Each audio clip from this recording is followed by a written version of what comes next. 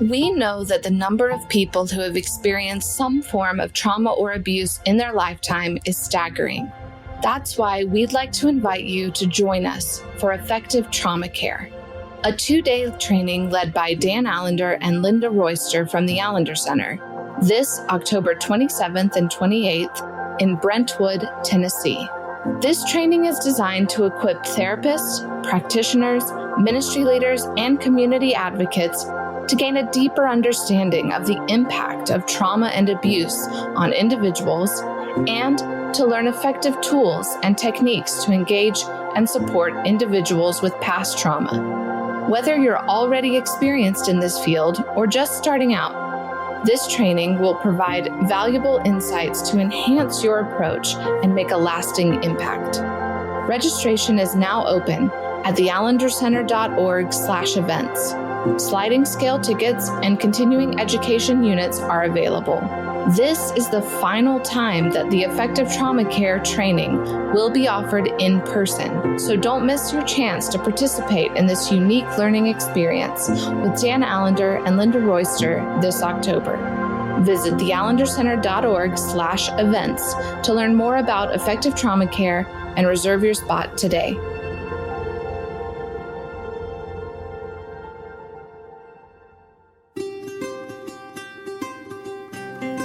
Thank you for listening to the Allender Center podcast. I'm Dr. Dan Allender. And I'm Rachael Clinton Chen. We're fiercely committed to providing hope and healing to a fragmented world.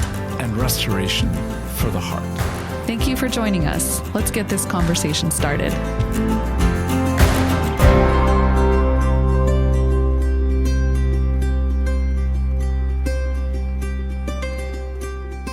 Well, today we're going to engage, as usual, a pretty intense topic here on the Allender Center podcast. I'm laughing because I don't know if we ever have like non-intense topics, but what would you say, Dan? We're just... Oh, I just laughing. It's not, I guess it is true. I do think we should do a kind of comedic entry into the life of what a therapist. Oh yeah, we could do that someday. But you're right. Yeah, not today. I mean, we're funny people. That's very true. Like we're both very comedic people, and sometimes we don't always get to showcase that.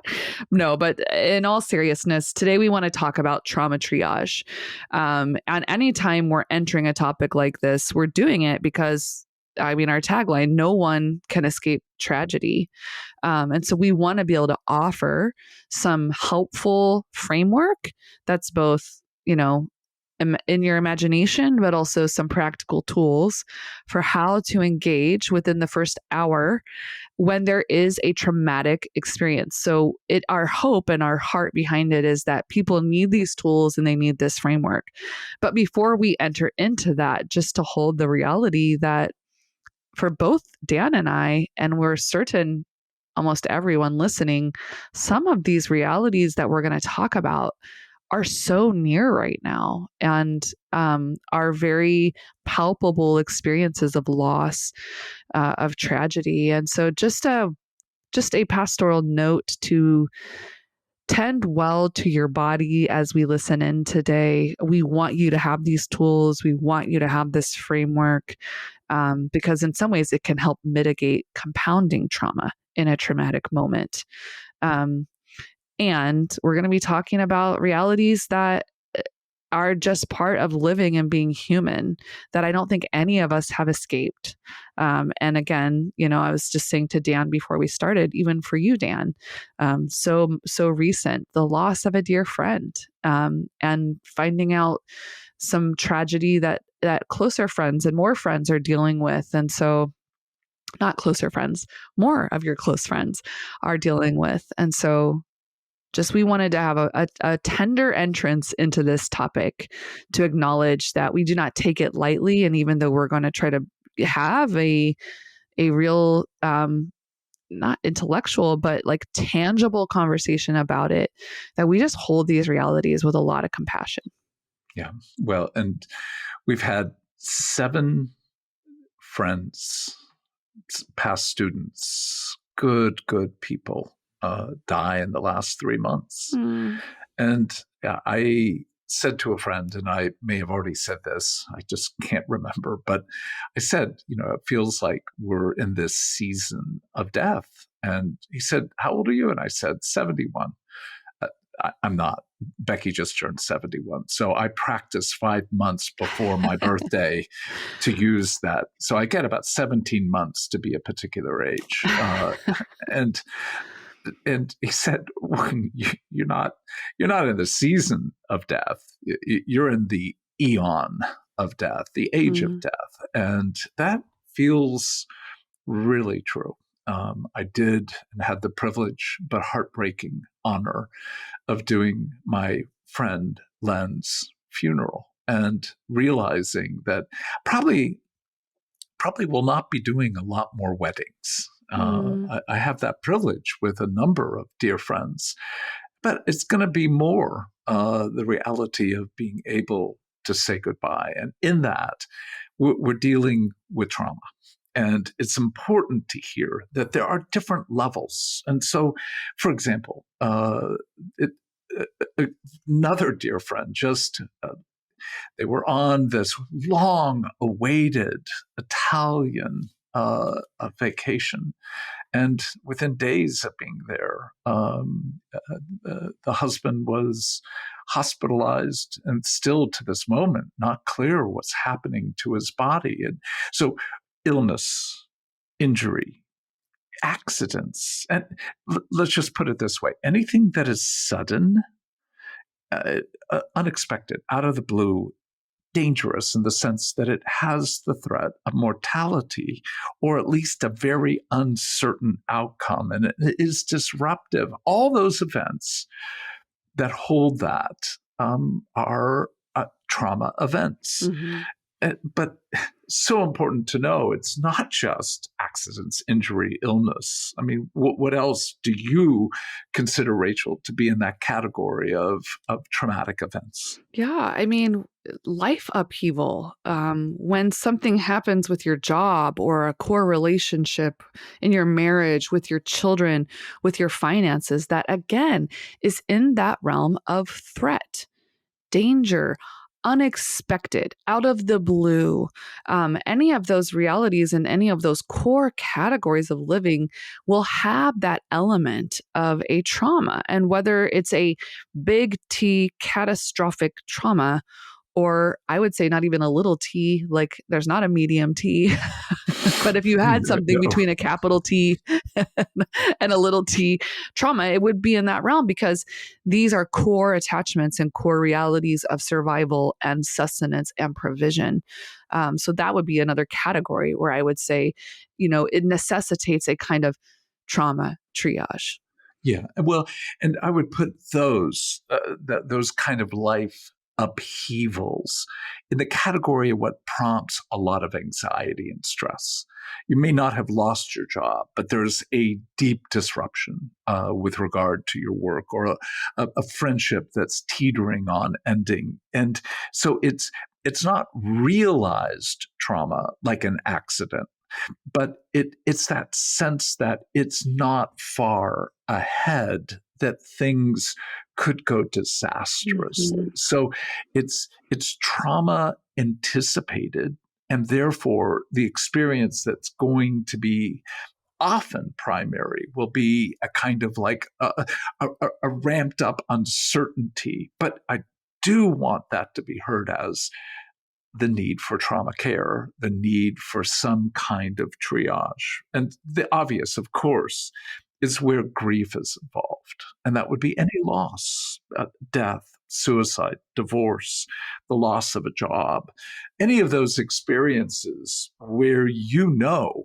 that some ending has happened that you do not desire, and may not have been sudden like an accident, but still bears that threat now realized with impending or overwhelming sorrow and grief.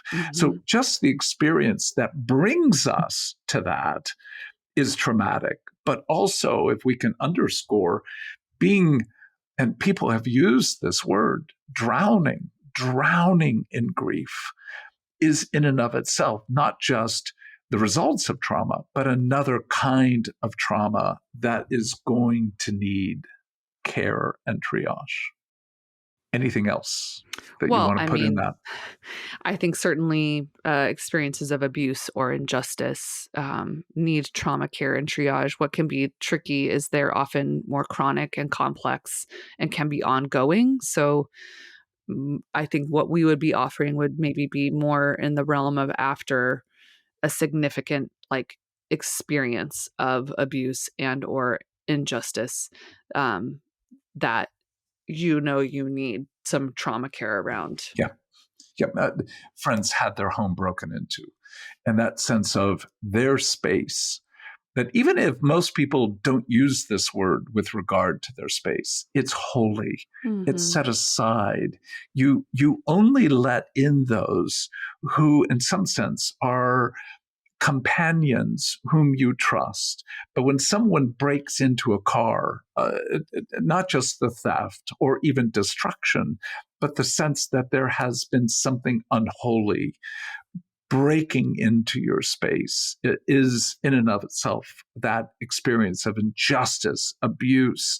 So something has been so violating that you oftentimes don't have language, don't have the capacity to work it through. So we've done this before, but I want to at least come back to say, with any of these experiences, some that are going to be intense and sudden, some a little long-term, some that are, as you put it brilliantly, complex, there's still the reality of what's the effect for us as a result of any form of trauma.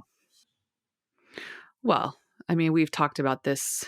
What's your phrase you always use? Ad nauseum. Yes. Infinitum, ad nauseum. Yep. And again, we have to keep coming back to it. Is just this reality of fragmentation and dysregulation. Like, you are going to experience a fragmentation of thought, a fragmentation of breathing, a fragmentation of sleep, a fragmentation of, in some ways, making sense of reality in the moment. And Dan, I will let you put much more words to that, but it is that, as we've talked about, like that, an activation of the limbic system, which moves you out of kind of your reasoning center of the brain into survival mode. So as we talk about what are some of the impacts of that, it has to be tended to. And unfortunately, a lot of the ways we think we need to tend to people in these moments is like more words, more language, kind of like rationalizing things to help them see it's going to be okay. And that's typically not what they need in this kind of immediate aftermath. No. Well, Becky and I were in a situation not long ago where I was highly activated. And in my high activation, I was very verbal, very intense, and I was making no sense whatsoever. And I remember, it wasn't a horrible situation, but I remember Becky looking at me and smiling. And I'm like, not happy that she's smiling, because I could tell that she wasn't mocking me by any stretch of the word, but there was a certain degree of, she's inviting me in the smile to join a reflection of what I was actually like in that moment. And, I'm like, why are you smiling? And she was like, sometimes when you're this irrational, when you are this incoherent, I just want to video it for you but I know you would be very unhappy with me. And I'm like, damn right, I would be unhappy. On the other hand, I'm kind of intrigued to see what I'm actually like. So that fragmentation is just so important to know that thank the living God that our amygdala is pumping out all sorts of stress biochemicals, adrenaline, cortisol, etc. And Becky at that point she said, why don't we thank God right now for your amygdala? That may be a little bit overactive, but let's just ask that the Spirit might activate your hippocampus. And I'm like, shoot. Yeah. I'm I mean, I don't think I often thank God for my amygdala or pray for the hippocampus. But the point being that in the middle of any trauma, your left frontal lobe, that is, shall we say, the house of your executive functioning, your ability to reason, to deduct, to synthesize. The thalamus, the portion that in one sense is just sort of a bridge between your limbic system and your cortical process, doesn't synthesize. So time goes off. Your ability to synthesize goes off. Your ability to think and reason goes off in the middle of trauma. And I'm so glad you brought up, our bodies stop in the middle of trauma, being hungry, wanting any kind of sexual engagement. And our breathing activates our fight-flight response. So all that, and then add that what we know about the pathway from the brain to the stomach, that huge highway essentially gets us numb. So we've got a whole series of biological processes happening when we're in trauma.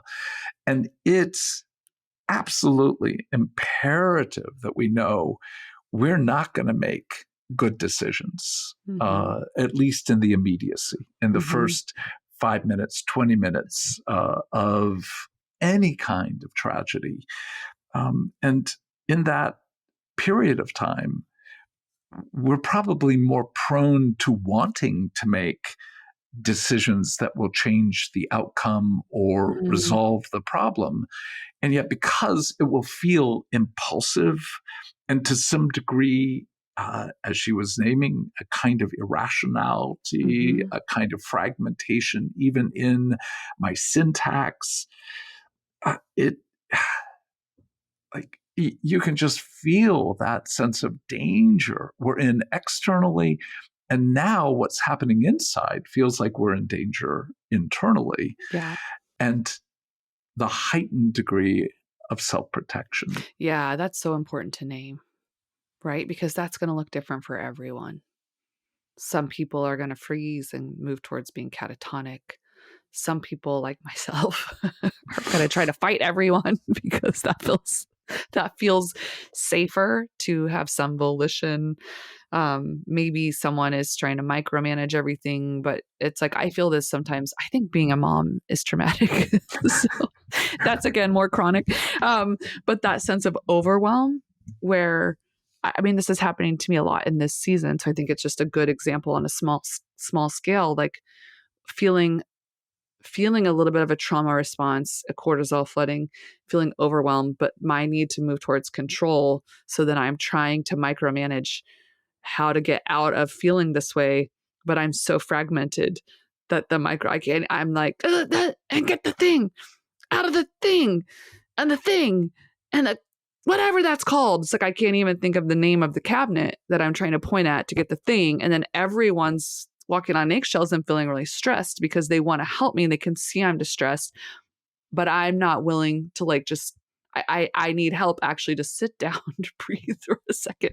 So whether it's screaming or blaming or moving towards, some people become incredibly productive, task oriented in this as a way of like cleaning, maybe moving like in the sudden loss of someone. Okay, I'm going to move right towards finding the documents that, it's like, again, this can look very different, but if no matter how it looks, someone is in profound fragmentation, we can talk more about what do you do to help. But that sense of like ways the structures of self-protection being amplified is just really important. Yeah.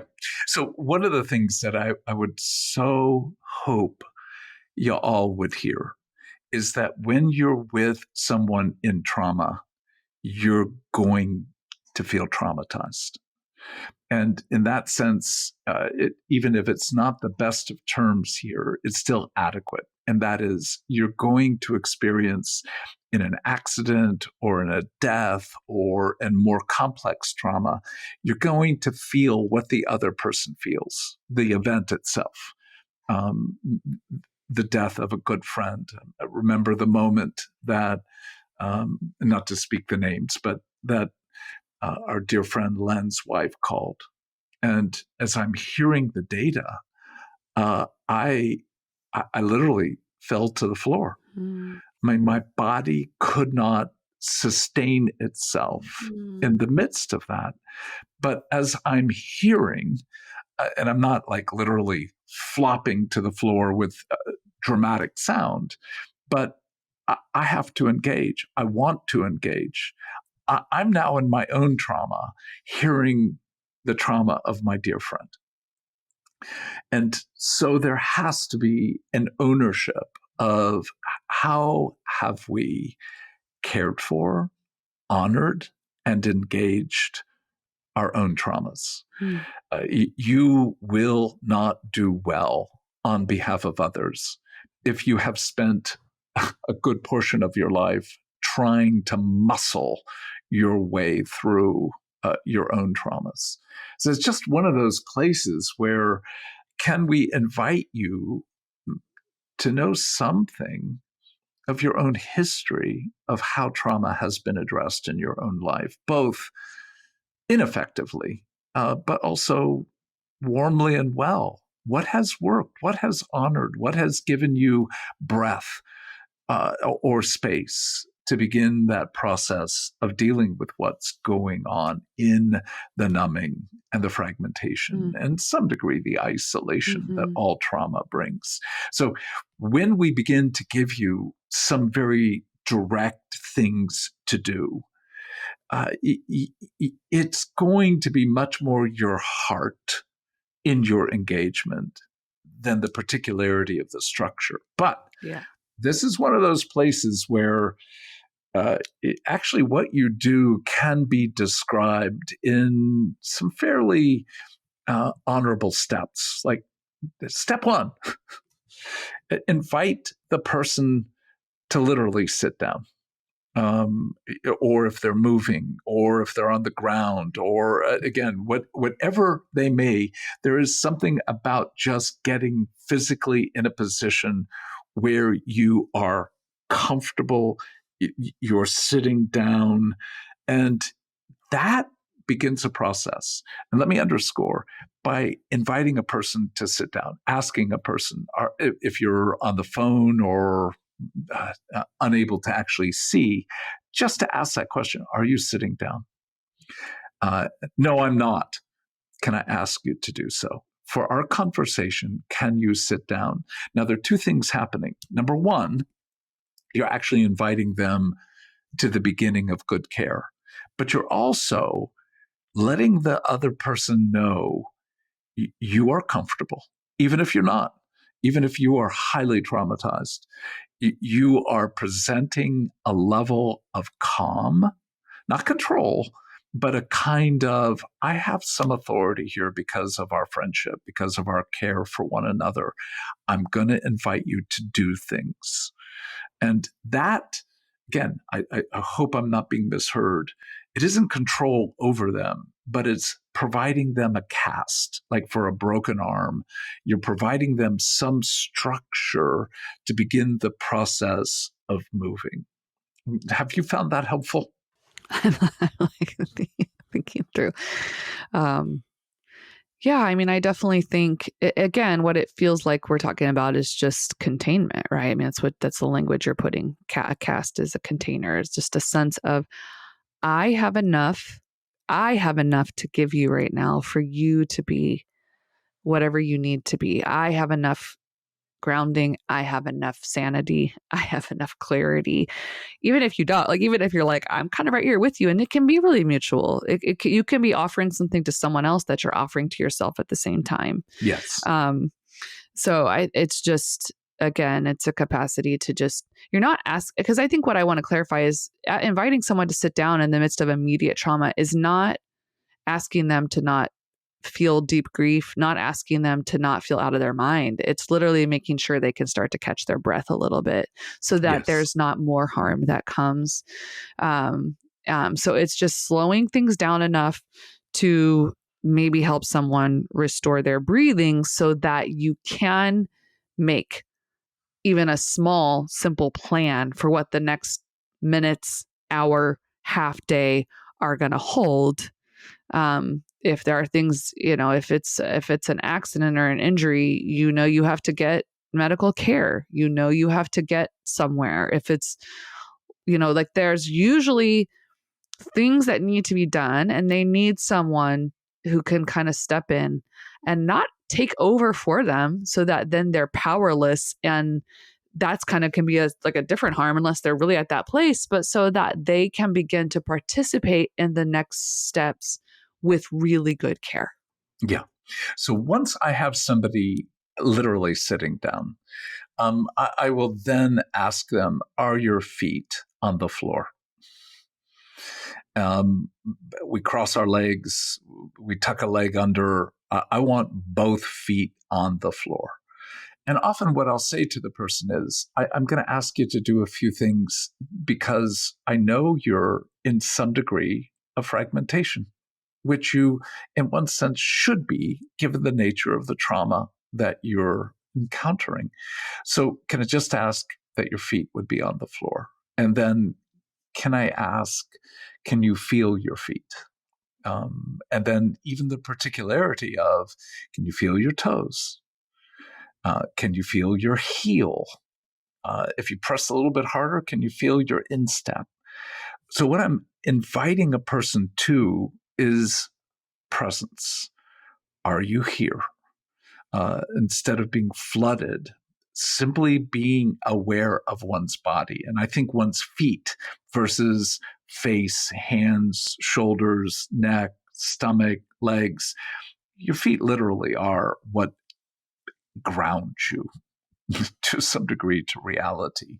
And so once I have sitting, feet on the floor and feeling, what I'm going to say is, I'm suspecting if I can see them, obviously I have the data, but if I don't, I'm going to say, my guess is that your breathing is rather rapid and shallow. Can we breathe just for a few minutes together before we have any other conversation? So sitting, feet on the floor, can we breathe? And generally, if I'm physically with a person, I will say, I want you to watch my breath. Watch me take air in through my nose. And then for a count of 2 to 3, depending on age of the person and the level of stress, a count of like 1, 2, 3, and then to hold it for a count of 2 or 3. And then to let the air out through your mouth on a count of 1, 2, and 3. And that process, I'm telling you, it's part of God's brilliant design of the body. No matter what level of grief you're in, no matter what level of fear you're in, over a process of a minute or two of breathing in that way, your body will begin to calm.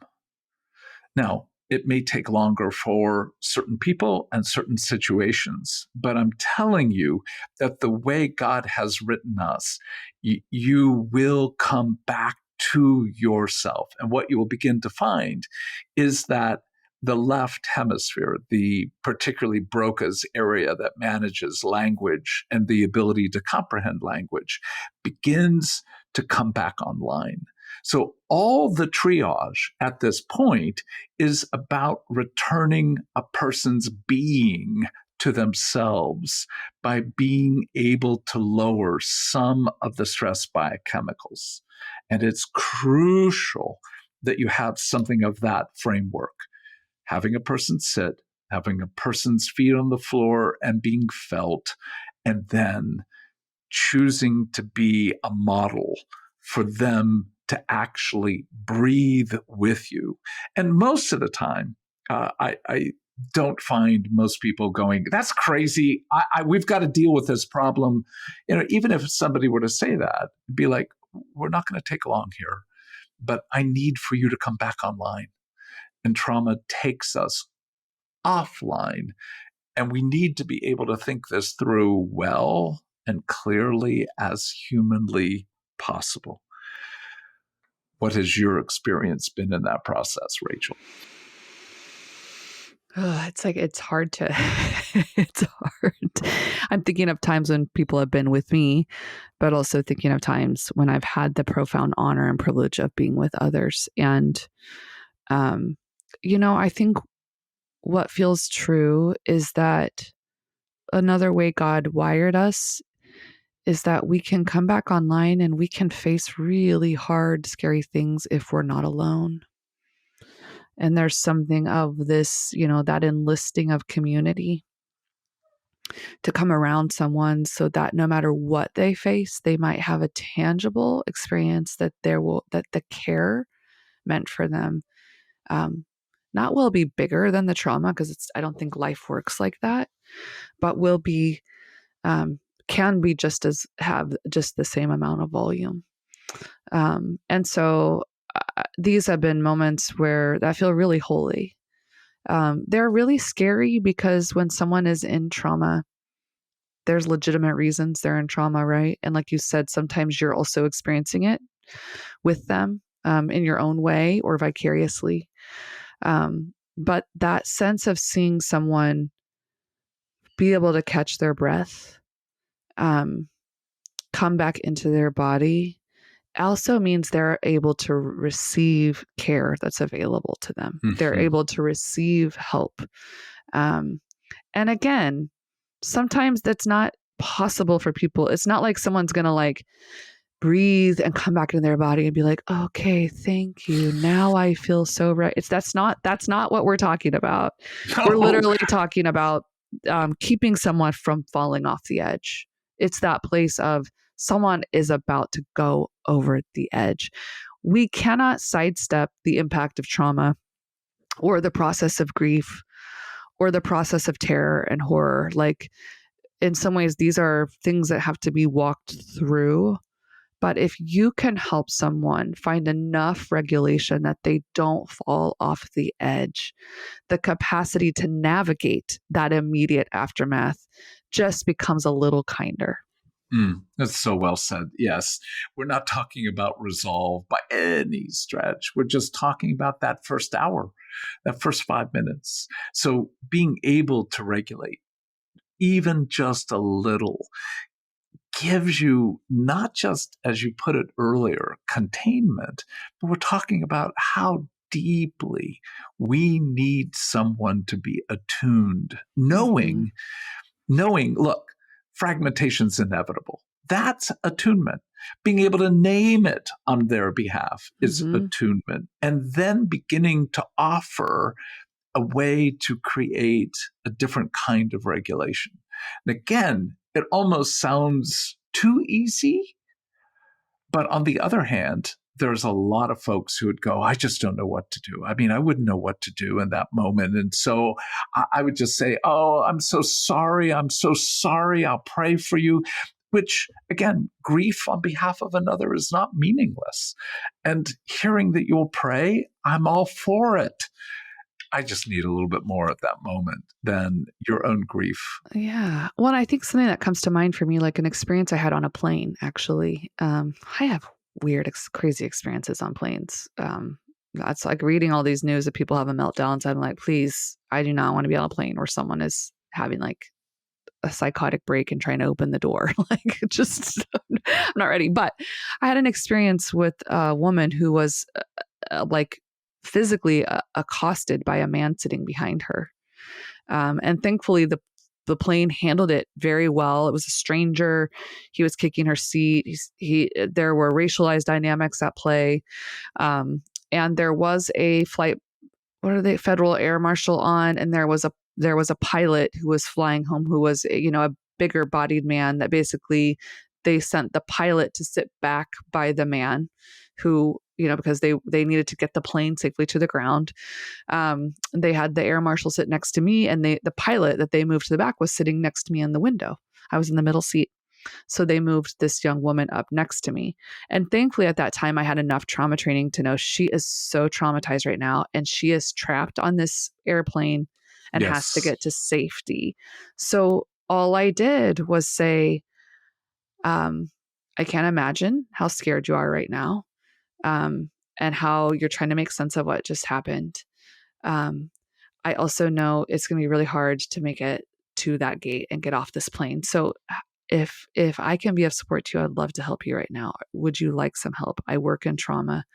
I think what we could do is just work on breathing and you getting to have enough safety in your body for us to make it down. Now, she was going to need some of her capacity to dissociate, right? So there was not a pressure to get her talking to me, get her recalling the incident, get her happy. It just was to offer some mercy to her body. And that's all we did, is put your feet on the ground. We did some tapping, got her breathing. And then it was just it might be really kind to put on a movie. And even if you can't pay attention to it, you're safe. We're here. We're going to get you, down. But I think, again, in that moment, if I hadn't had any sense of what to do, I would have just felt so bad for her.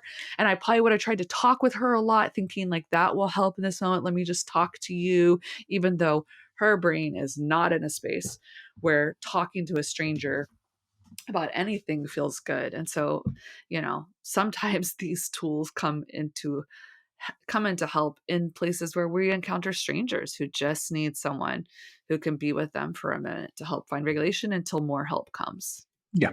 And I want to go back to the reality that if you cannot bring this process to yourself, you will have no degree of confidence to be able to bring it to someone else. So there have been a number of events just in the last 10 days that have had an element of trauma, small t trauma. And I've had to go through my own form of triage of start being activated, come sit down. And having to almost, again, speak to myself the way the psalmist does. Oh, why are you in despair, my soul? And being able to say, all right, put your feet on the ground, etc. And then regulating my breathing for a few moments and beginning to feel enough calm to now be able to say, yeah, this really does work. Now that I'm a little calmer, I still have a whole lot to deal with. And so that regulation opens the door to some degree of dysregulation and then returning. So what we're inviting you to is, don't offer it to someone unless you've seen it work on your own behalf. But if you do see that it works, then why wouldn't you offer it to a son, a daughter, a friend, or a stranger on a plane as you did?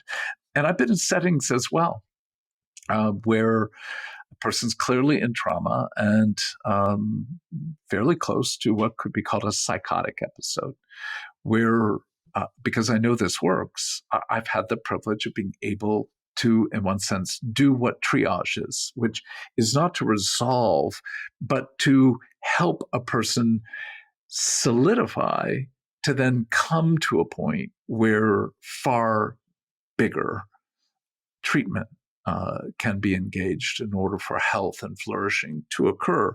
But I think one of the things you did on her behalf was to outline a little bit of a plan. Once you begin to get a little degree of regulation, being able to, in one sense, help her get a plan, like just watching a movie, even if you can't literally, that was a gracious gift. And being able to say, we'll help you get off this plane to your gate, etc., but provides kind of that next step of, is there in the next 5 minutes a plan?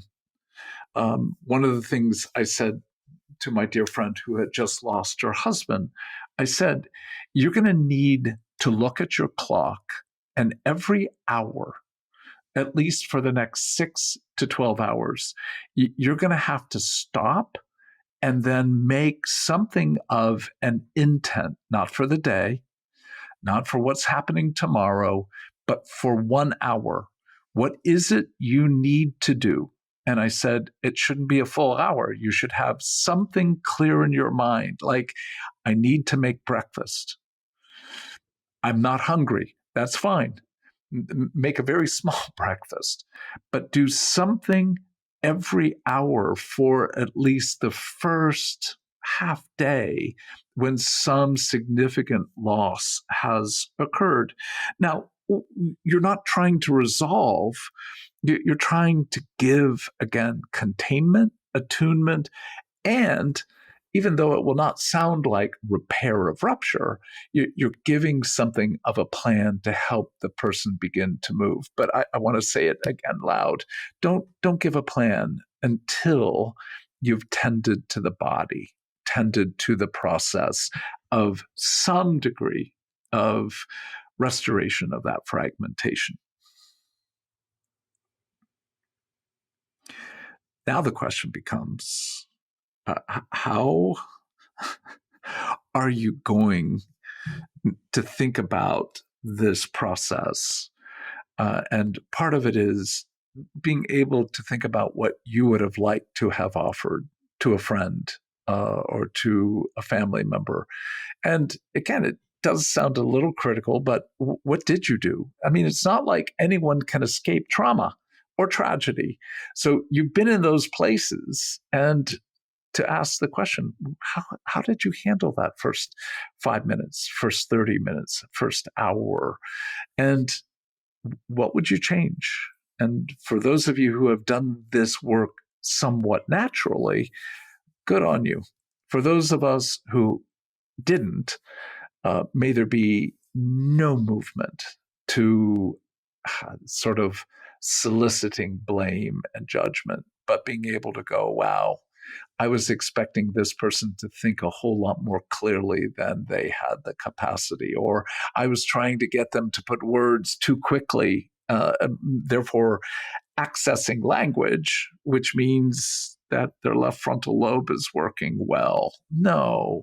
So as you begin to, in one sense, sort through, it's a little bit like, you can help me here because I'm not sure I have it correctly.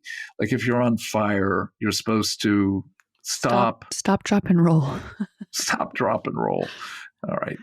I mean, what a horrible thought. If you're on fire, at least have those 3 words. This is sort of like what we're wanting for you to be able to say, you got to get people to stop. You got to get people coming back into their body and offering some level of containment and kindness.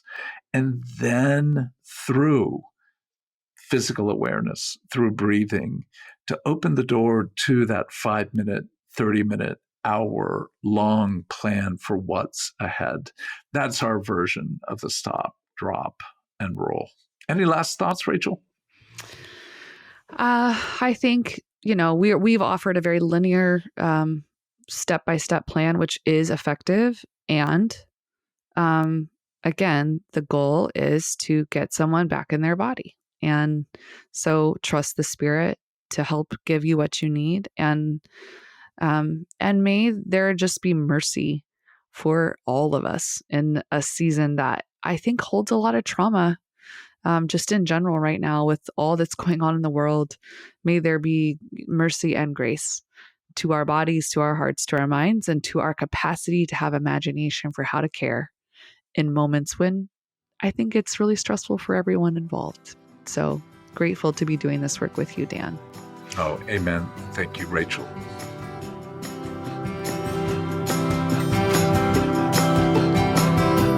The Allender Center podcast is produced by the Seattle School of Theology and Psychology. If you'd like more information about the Allender Center, you can look at theallendercenter.org.